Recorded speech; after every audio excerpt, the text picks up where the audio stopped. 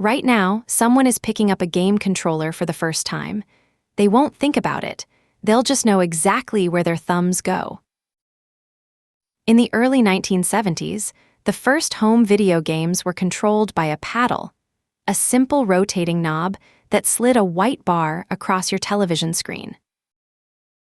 Then came the joystick, a single upright stick, one button on top, and a square base. For a generation of players, this was gaming. By 1977, Atari's CX-40 joystick shipped with the Atari 2600, the best-selling home console of its time.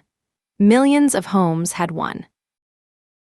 But the joystick had a problem. It was imprecise, it wore out fast, and it was designed for arcades, not living rooms. According to accounts from former engineers, Atari explored a cross-shaped directional pad in the late 1970s, a flat, thumb-driven design that would be far more durable. The prototype never made it to production. Executives favored the familiar joystick. The crosspad was shelved. It was a decision the company would never get to take back. Half a world away, a man named Gunpei Yokoi was working at Nintendo, a Japanese playing card company that had moved into electronic toys. Yok hadn't started as an engineer.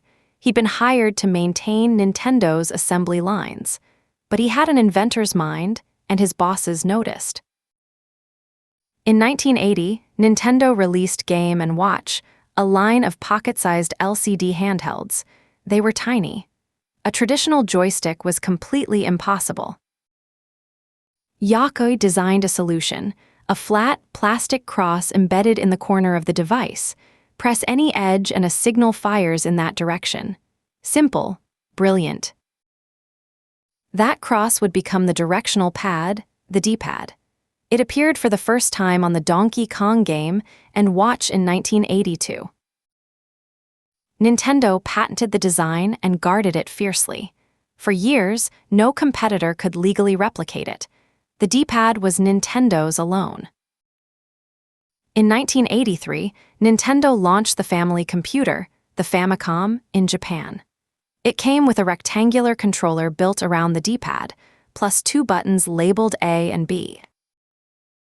The shape was almost accidental in its simplicity, a flat, two-handed rectangle you held with both palms. No stick, no base, just your thumbs and fingers. When Nintendo tried to bring the Famicom to the United States, retailers were skeptical. The video game market had just collapsed. Nobody wanted another console. Nintendo repackaged the hardware as the Nintendo Entertainment System, the NES, and marketed it as a toy, complete with a robot called ROB, to slip past skeptical buyers. The NES launched in New York in October 1985. By the following year, it had revived the entire American video game industry almost single-handedly. The rectangular pad, once strange, quickly became natural. Players could execute moves that a joystick made clumsy. Platformers, RPGs, action games, all designed around those 8 buttons. Sega launched its own rectangular controller for the Master System in 1986, then a sleeker, rounder version for the Mega Drive in '88. The layout had already been copied. In 1990, Nintendo released the Super Famicom in Japan, and with it, one of the most important controllers ever made. It added 2 new buttons on top, L and R. Those shoulder buttons, triggered by the index fingers, expanded what a controller could ask of your hands. Designers suddenly had 6 face buttons and 2 fingers free to act independently. For a decade, games had been flat, left and right, up and down. But by the mid-1990s, developers were building worlds with a third dimension, and the D-pad couldn't navigate them. Moving through 3-dimensional space requires degrees of input, a little left, a lot left, a sharp diagonal. A digital D-pad can only say on or off. Nintendo's answer was the Nintendo 64 controller, released in 1996. It looked like nothing before or since. 3 prongs, 1 analog stick, and a layout that divided opinion immediately. That analog stick, a short, rubber-tipped thumbstick, was the key innovation. It let players move Mario through 3 dimensions with fluid, variable control for the first time. Super Mario 64, the launch title, was a revelation. Critics called it the future of gaming, and its control scheme proved that analog input was not optional anymore. Sony had entered gaming 2 years earlier, in 1994, with the original PlayStation. Its controller was elegant, but it had only a D-pad and face buttons. No analog. In April 1997, Sony released the dual analog controller in Japan.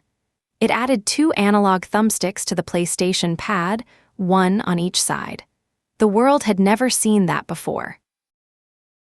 Sony placed both sticks at the bottom of the controller, below the face buttons and D-pad.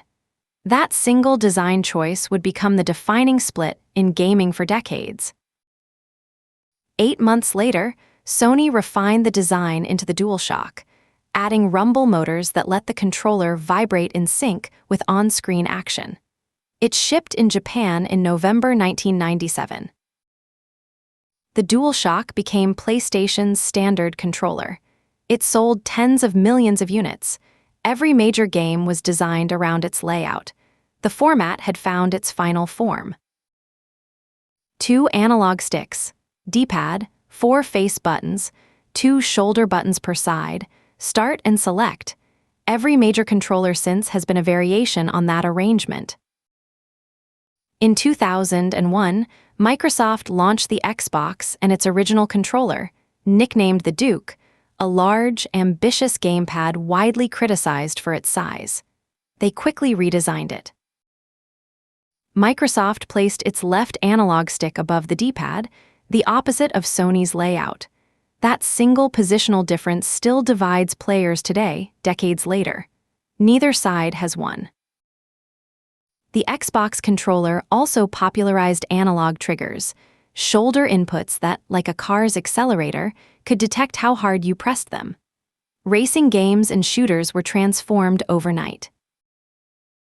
The Xbox 360 controller, released in 2005, was widely praised as one of the best ever made. Wireless, rumble, analog triggers. The modern template was complete. Sony's DualShock 3 added motion sensing. The DualShock 4 added a touchpad and a light bar. Both were refinements. Neither was a reinvention. The dual analog skeleton stayed untouched. By some estimates, over 500 million DualShock controllers have been sold across PlayStation generations. A design descended from a handheld toy has been held by a significant fraction of humanity. Today, game controller design is an engineering discipline in its own right. Companies run thousands of hours of ergonomic testing, studying hand size, grip pressure, and thumb arc. Modern controllers like the PlayStation 5's DualSense can simulate the resistance of a bowstring, the texture of gravel, or the recoil of a gunshot, all through the triggers. This is called haptic feedback, motors that vibrate in precise patterns rather than a single buzz. What started as a rumble pack has become a full sensory language.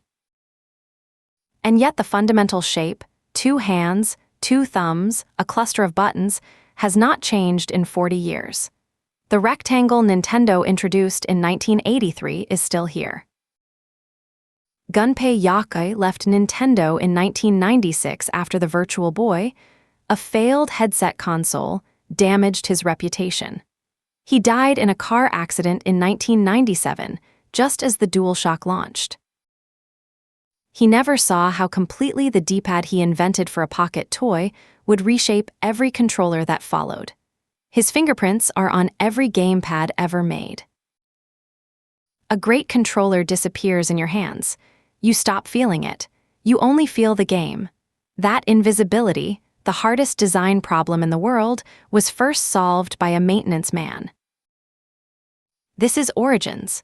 Subscribe and come back tomorrow. There's a new origin every single morning.